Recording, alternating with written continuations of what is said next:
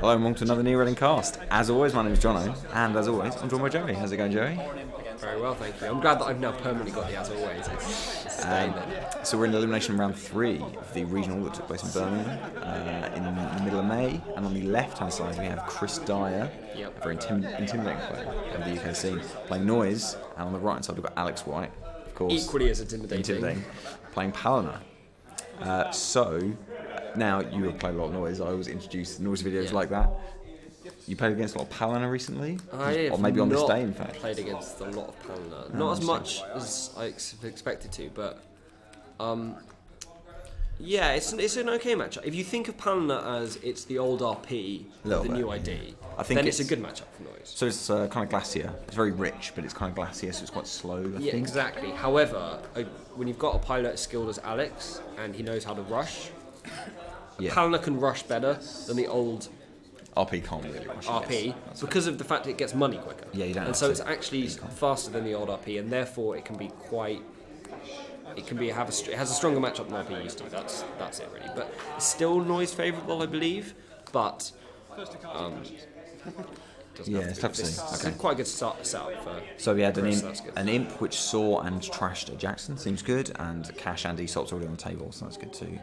Alex seems content to continue some money up a little bit and get some ice down. So Chris looking for the wild side.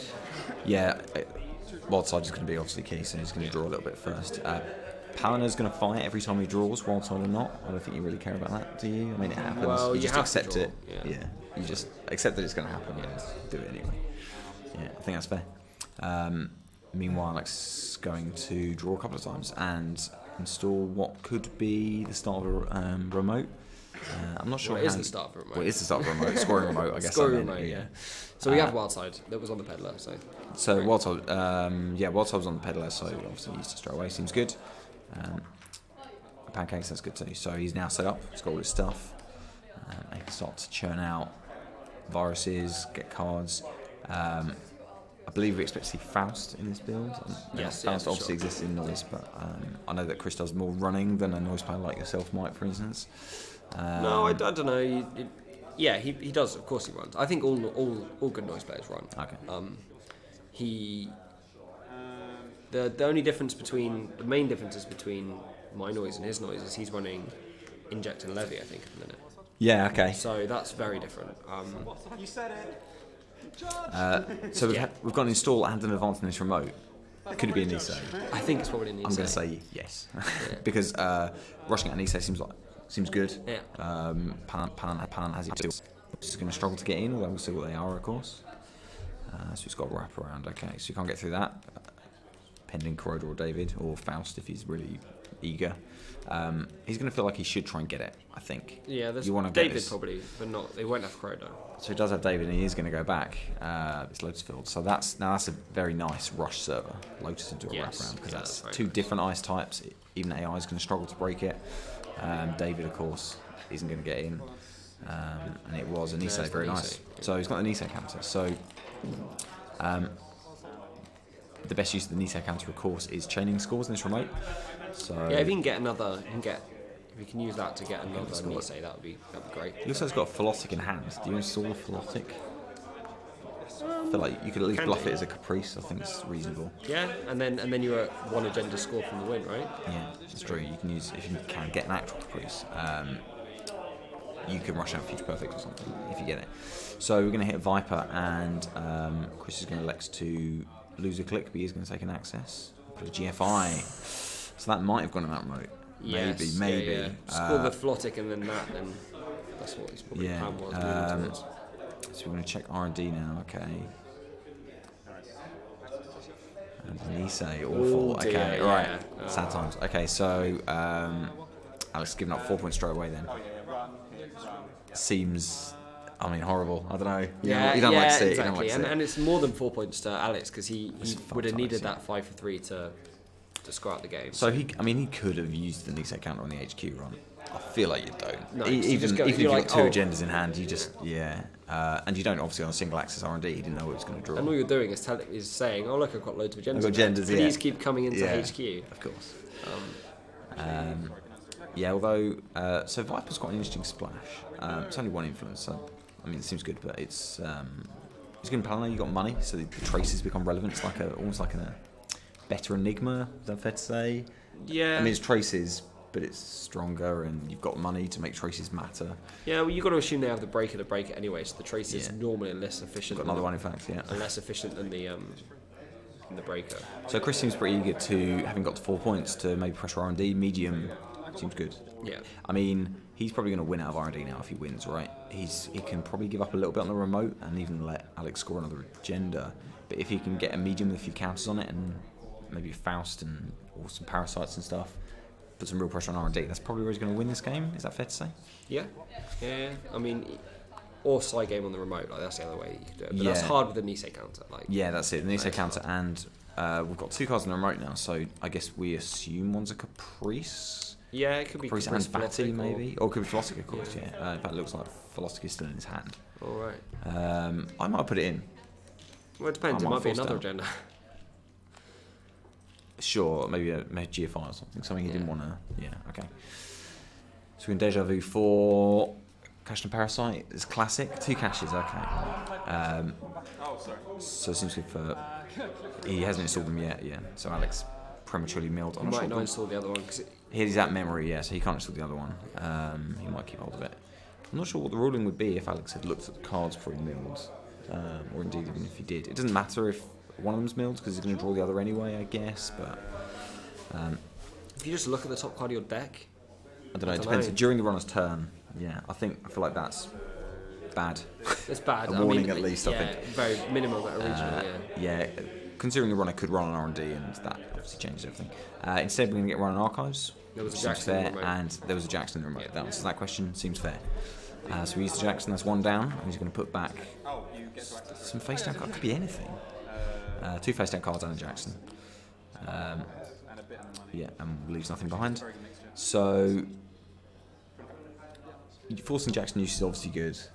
Yeah, better when they're not there. I've got to get actual points. Yeah, that's true. That is true. Maybe he thought that it's worth checking, it's worth running, because if that isn't a Jackson in the remote, if it is an agenda when or there's that many a face second down, upgrade, it's sort of a win-win when you have to do anything might to get break. some, You probably ice.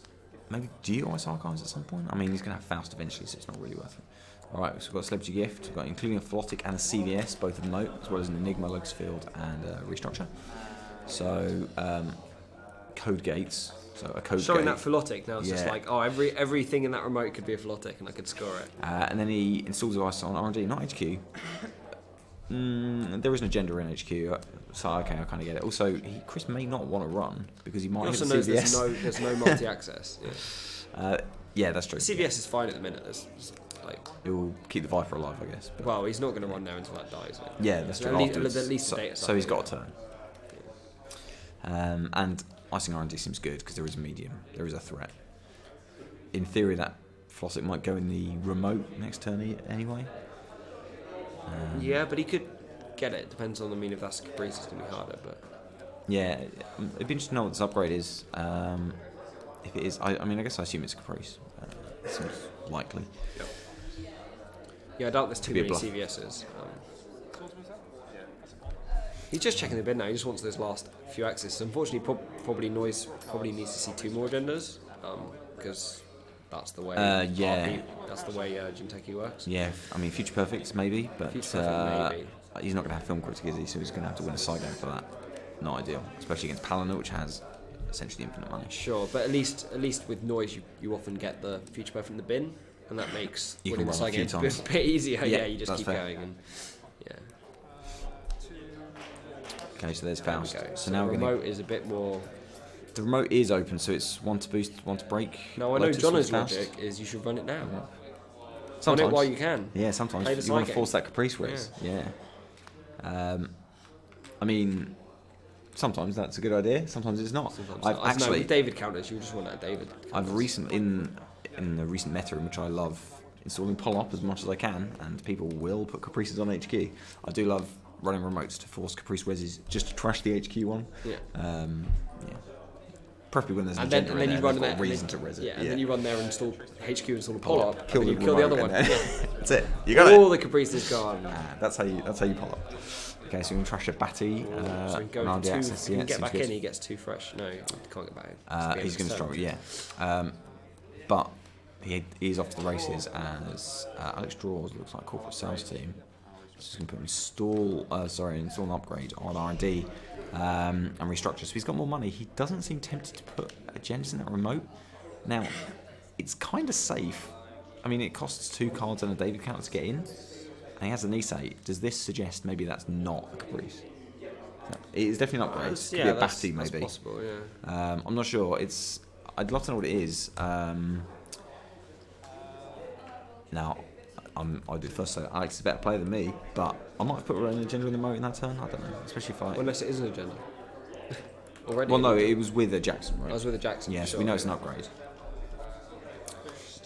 So just a Lotus on HQ, which is installed. That, hopefully he doesn't hit the CVS. Yeah, which is installed. No, the CVS is on the. We know where the CVS is, right? Yeah, that's probably right. Okay, corporate sales team, right? It seems, yeah. So he knows there's at least a Philotic in there. And he knows there's a Philotic in there because that's not. It could be in the bin. With the imp, I'd go back because he can go back. He can go back twice more. Probably. Trash and trash guard and makes get your odds of winning quite high. So he does. So he gets 3 cards, 4 cards with an imp. Just 4, I think. Strong. Impit. Slips gift. So he does impit. So you think he's going to go back again for another 2 cards? He's a bit Depends short what his cards, hand is, yeah. But we know there's a Philotic in there, so it seems strong. So in fact, that was the end of his turn. So he's not going to. But he's thinking about. He's installed a remote. Okay. Advance the card that was installed last turn. So this is where if you play Hacktivist, it's perfect. Because you run to his hand, imp the last card, play Hacktivist, can't risk Caprice. Yeah, sure. Yeah, seems good. So he's only got 1 card, I believe, in hand. 1 or none. So it's worth 1. It's just one, yeah. So I guess it's worth checking if he's going to check if it's another agenda he happened to draw. He's a bit flooded. So this is an Ashigaru, which he's going to trash. Yeah, seems fair. So it costs 2 cards a David counter to go and see if that is a Caprice. Yes. He's not even going to check it. Yeah, there's another remote installed on the outside as well, so it is a Philotic. He'd have died if he'd done it. Yeah, that's. Yeah, he had to draw. Yeah. He had to draw. Yeah, to avoid getting killed. So he drew, and that's smart play from Chris. He dropped 4 because he knew that if there's a Philotic in the remote, he was going to take 3 net damage the next turn. That's fair. So that's looking. Chris just needs 1 more agenda back. Alex does have a Nisei counter, maybe a Caprice in the remote, and is on 4 points. Yeah. So if he has, if it is a 5-3, Caprice and he's got Future Perfect, throw it in, or even a GFI. He's got infinite money. Yeah. Yeah. So it's very tight. That Enigma got blown up then by a peddlered Parasite with Grimoire and start turn stuff. It obviously killed it. The peddler hung around on the board for no reason, I know, but that's fine. So we're gonna go back to R&D. He's taking the traces though. He's not interested in using Faust because he's got access to. And that was it. Okay, all right, and that was. Yeah, okay. So Alex was under a lot of pressure. We had a couple of agendas. Deck's spewed out quite a few agendas. I mean, getting the 2 and 2 accesses, 1 from HQ, 1 from R&D, was better. Yes, that's true. He had a couple of agendas. He didn't push through any of the agendas like Philotic while he could, and maybe he could have. That might have mitigated it a bit. He kind of tried to shore up and create the remote. Maybe he was worried about the remote not being particularly secure. 2 cards in the David counter isn't a lot. That does. You can run 2 or 3 times. Yeah, there's noise against that. So, he didn't, and obviously he was also losing agendas to Mills and that kind of thing. He needed to manage that. He had Jacksons and stuff. So, very tough. He needed to push then because he said he didn't have a Jackson. I mean, he did install a new remote, so maybe there was a Jackson that outside remote. I kind of assumed that was, but because sometimes when the Jackson isn't there, you have to be really careful with noise because I mean you just lose games, right? Sometimes when you don't have the Jackson, they just check the bin and that's it. Yeah, that's it. Yeah. As the corp, yeah. Yeah. That's right. And he had the Jackson in the scoring remote, so maybe it was blocking. Yeah. Maybe he wanted to keep it there for a little while. He wanted to catch a couple more meals. He didn't feel comfortable pushing a score or beta run as well. Yeah.